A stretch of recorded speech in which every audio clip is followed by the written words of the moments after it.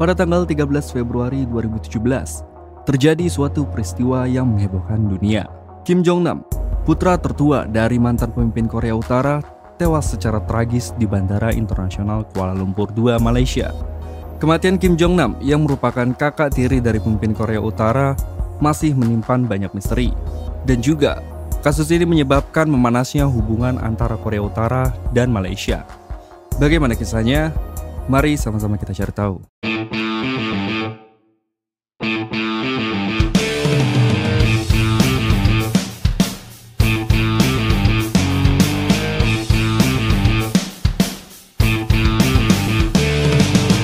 Pemirsa, detik-detik diduga diracunnya Kim Jong-nam terekam kamera CCTV Bandara Internasional Kuala Lumpur, Malaysia.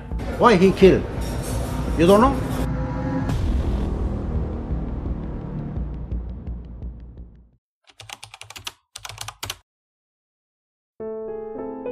Dilansir dari bbc.com, Jong-nam adalah putra tertua Kim Jong-il.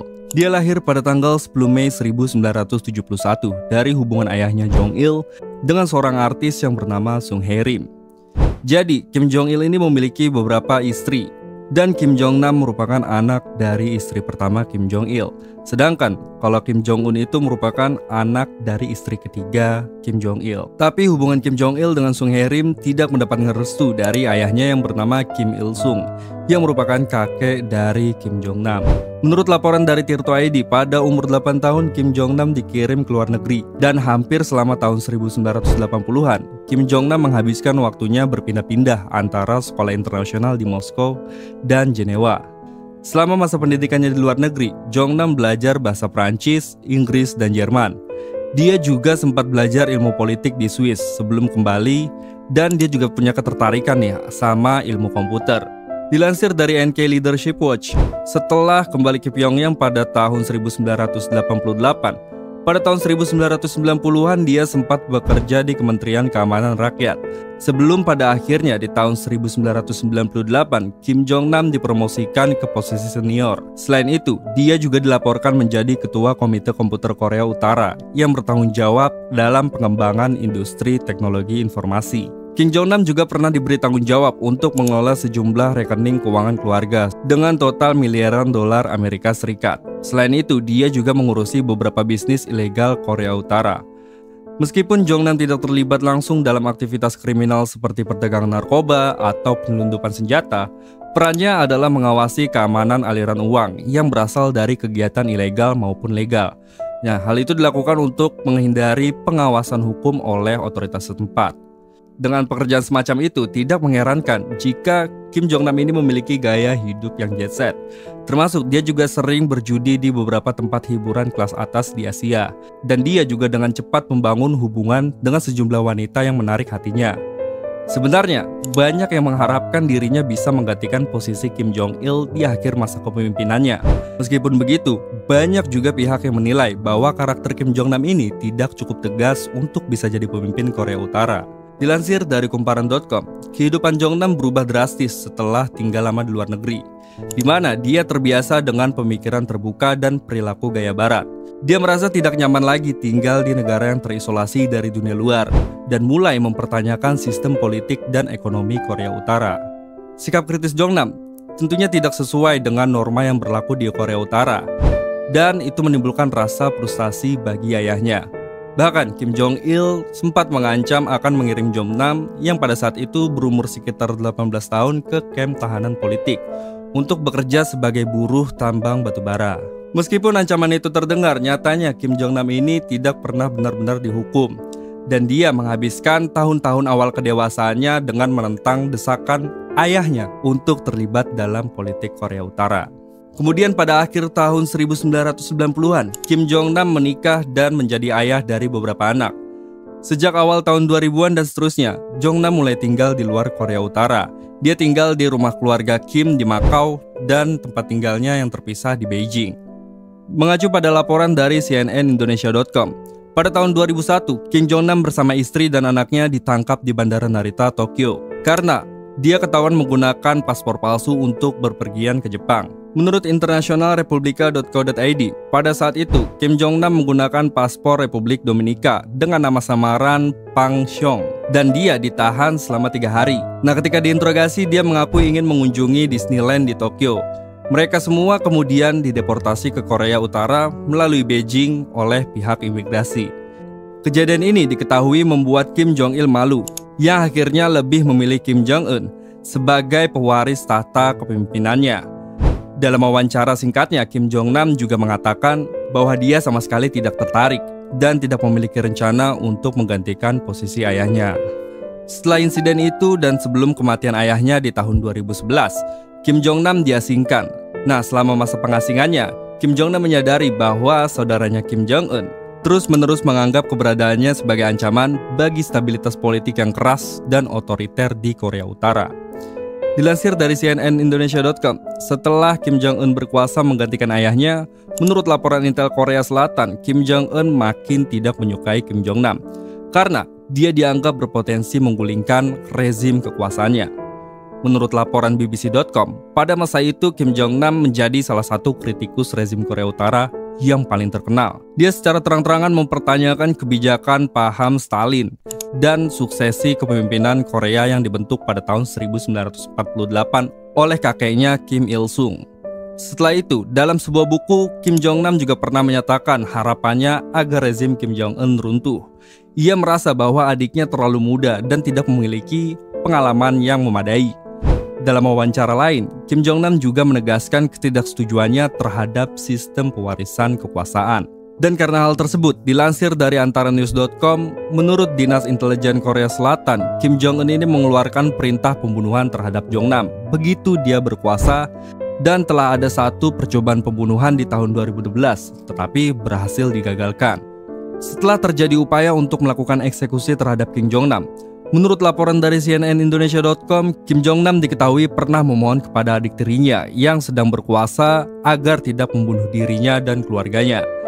Dilansir dari The Independent, permintaan ini tercantum dalam sebuah surat yang ditulis oleh Jong-nam pada bulan April 2012. Hal ini diungkapkan oleh Kim Byung-ki, seorang anggota parlemen dari Komisi Intelijen Korea Selatan. Menurut Kim Byung-ki, surat ini ditulis setelah terjadi upaya percobaan pembunuhan terhadap Jong-nam.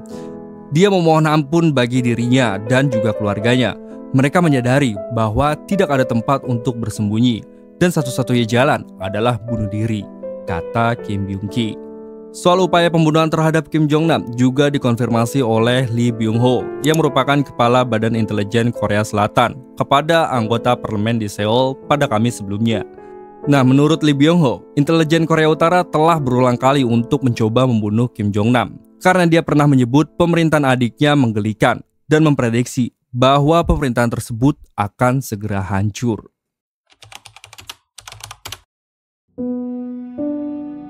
Pada tanggal 13 Februari 2017, Kim Jong-nam yang menggunakan nama samaran Kim Chol dalam paspor palsunya hendak melakukan perjalanan ke Makau untuk menemui anak dan istrinya dengan menggunakan maskapai AirAsia dari Bandara Internasional Kuala Lumpur II di Malaysia. Saat berada di area counter check-in mandiri, tiba-tiba dua wanita datang menghampirinya. Nah, salah satu dari wanita itu mendekatinya dari belakang, menarik kain yang telah dibasahi dengan bahan kimia, lalu menempelkan kain itu ke wajah Kim Jong-nam. Setelah serangan tersebut, Kim Jong-nam tiba-tiba mengeluh kesakitan di meja informasi bandara. Dia kemudian dibawa ke menara medical clinic di bawah ruang keberangkatan, di mana dia mengalami kejang ringan dan hampir pingsan. Kemudian, keadaannya ternyata semakin parah dan pihak klinik segera merujuk Kim Jong-nam untuk dibawa ke rumah sakit Putrajaya yang berjarak sekitar 30 km dari bandara. Meskipun sebuah ambulan datang untuk membawanya ke rumah sakit, namun takdir berkata lain. Akhirnya, Kim Jong-nam meninggal dalam perjalanan ke rumah sakit. Setelah terbunuhnya pria yang bernama Kim Chol alias Kim Jong-nam di Bandara Kuala Lumpur, kepolisian setempat segera menyelidiki penyebab kematian Kim Chol. Setelah itu, pada tanggal 14 Februari 2017, polisi mengidentifikasikan identitas jenazah tersebut. Setelah adanya proses identifikasi yang dilakukan oleh kepolisian dengan sumber serta saksi yang dirahasiakan, dikatakan bahwa jenazah dengan identitas Kim Chol ternyata adalah Kim Jong-nam.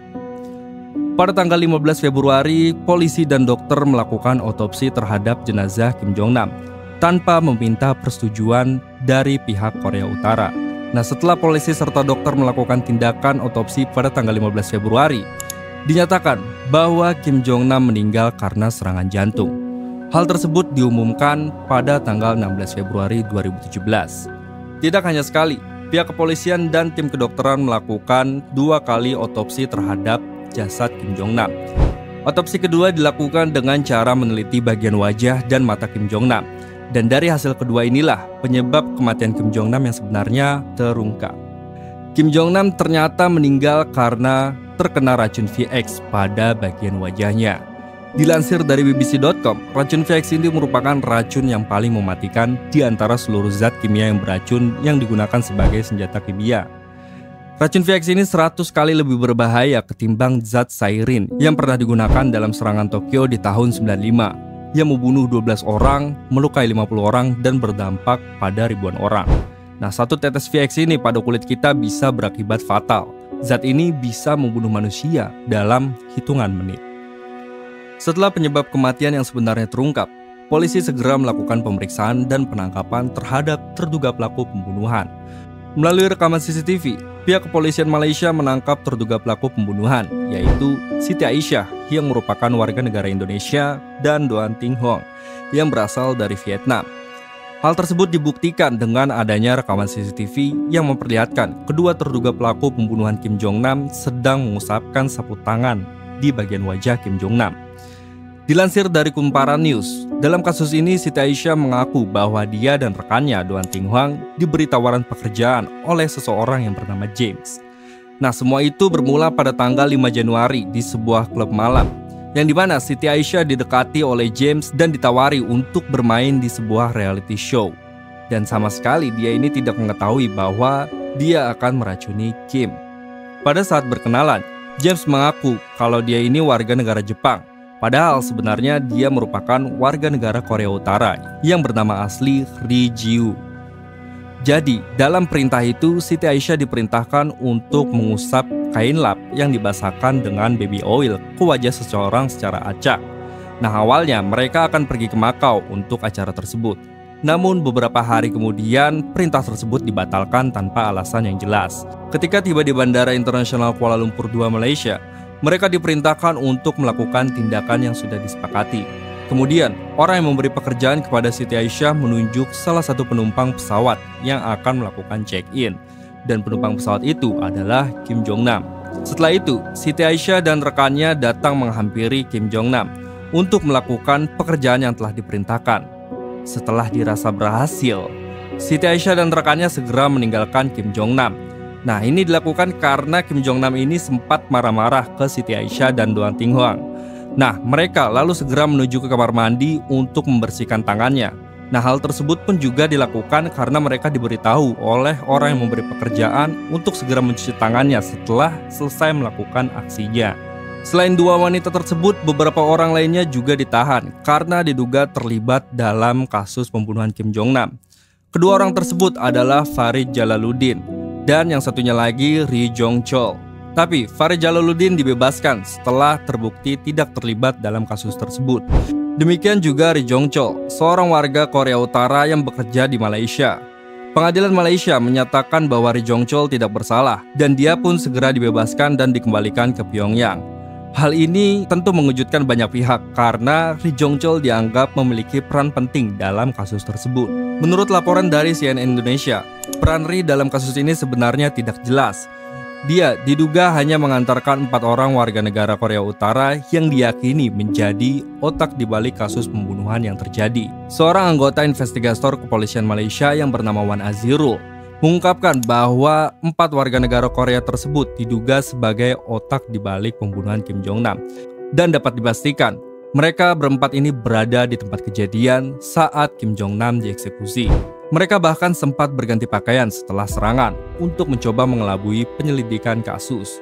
Wan Azirul menjelaskan bahwa keempat pelaku tersebut berganti pakaian setelah serangan sebelum meninggalkan bandara. Nah, setelah berganti pakaian, seorang pelaku yang dikenal dengan Chang bahkan terlihat mencukur habis janggutnya setelah masuk kamar mandi. Identitas keempat warga negara Korea Utara yang terlibat dalam pembunuhan Kim Jong-nam kemudian diungkap oleh Interpol sebagai Ri Ji-yeon, Hong Song-hak, Oh Jong-gil, dan Ri Jae-nam. Meskipun identitas mereka sudah diketahui, tetapi mereka berempat berhasil kabur menggunakan pesawat ke Pyongyang setelah Kim Jong-nam meninggal.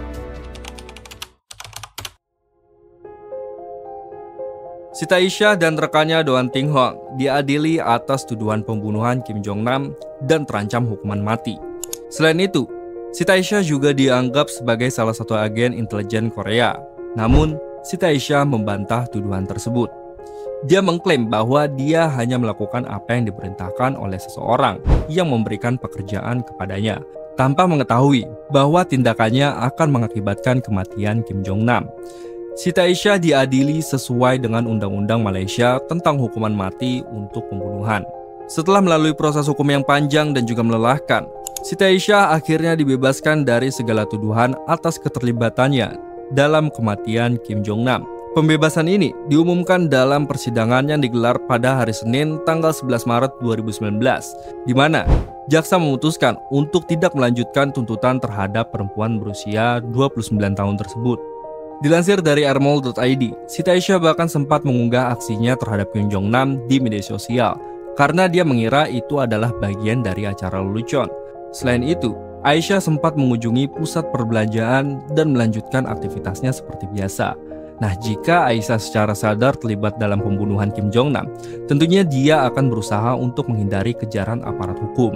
Dilansir dari Tempo.co, pemerintah mengungkapkan bahwa kebebasan Aisyah adalah hasil dari lobi intensif di tingkat bilateral. Kementerian Luar Negeri Indonesia menyatakan bahwa kasus Aisyah selalu menjadi topik dalam setiap pertemuan bilateral Indonesia dan Malaysia. Dalam diskusi bilateral, pemerintah selalu menekankan bahwa Aisyah tertipu dan sama sekali tidak menyadari bahwa dia sedang dimanipulasi oleh intelijen Korea Utara. Sementara, dilansir dari Kompas.id, Doan Ting Hong, seorang wanita berusia 31 tahun dari Vietnam yang terlibat dalam pembunuhan Kim Jong-nam akhirnya dibebaskan dari penjara pada tanggal 3 Mei 2019. Pengadilan Tinggi Shah Alam menyatakan dia tidak bersalah setelah menghabiskan 2 tahun 3 bulan di penjara.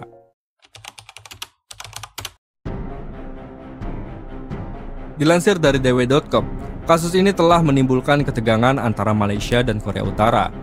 Pyongyang keberatan atas hasil otopsi tubuh korban. Namun, Malaysia mengatakan bahwa mereka hanya mengikuti prosedur. Dalam laporan liputan 6.com, di hadapan sidang parlemen, Perdana Menteri Malaysia yang bernama Najib Razak menetapkan persona non grata terhadap Duta Besar Korea Utara yang bernama Kang Chol. Istilah ini dalam konteks diplomasi mengindikasikan bahwa seorang tidak lagi diakui dalam suatu negara dan harus segera dideportasi. Pemerintah Malaysia memberikan tenggat waktu selama 48 jam kepada Kang Chol untuk meninggalkan Malaysia. Keputusan ini diambil setelah Kang Chol menuduh otoritas Malaysia melakukan manipulasi dalam proses penyelidikan kematian Kim Jong-nam. Kang Chol juga menolak untuk meminta maaf atas pernyataan tersebut. Setelah tuduhan tersebut, Malaysia segera menarik duta besarnya yang berada di Korea Utara. Konflik ini juga semakin memanas ketika Korea Utara menyandra warga Malaysia yang berada di Korea Utara. Dan dilansir dari ipdefenseforum.com, tindakan itu memicu langkah balasan Malaysia yang pada akhirnya melarang warga Korea Utara untuk meninggalkan Malaysia. Proses pembebasan dimulai melalui serangkaian negosiasi diplomatik yang kompleks antara Malaysia dan Korea Utara. Pada akhirnya, dilansir dari media Indonesia.com, berkat upaya bersama pada bulan Maret 2017, seluruh warga negara Malaysia yang ditahan di Korea Utara dibebaskan dan dikembalikan ke Malaysia dengan selamat. 9 warga negara Malaysia akhirnya dibebaskan Korea Utara setelah Kuala Lumpur yang sebelumnya menolak untuk mengirimkan jenazah Kim Jong-nam, kemudian mengirimkan jenazah tersebut ke Pyongyang.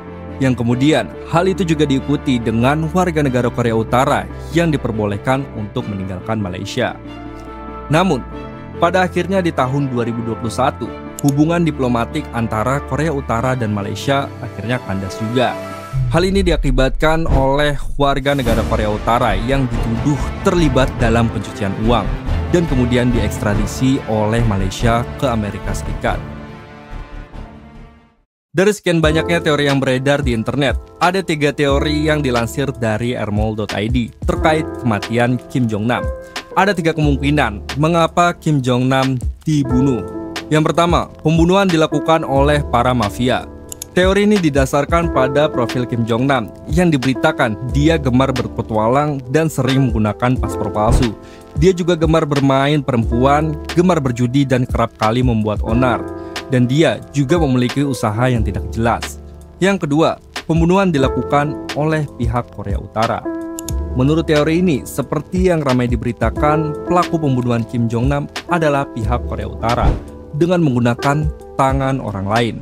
Pembunuhan dilakukan untuk menyingkirkan Kim Jong-nam yang diduga sebagai pesaing Kim Jong-un.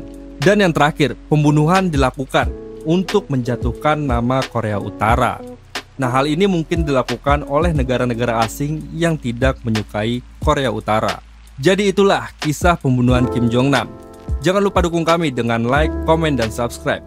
Terima kasih dan sampai jumpa.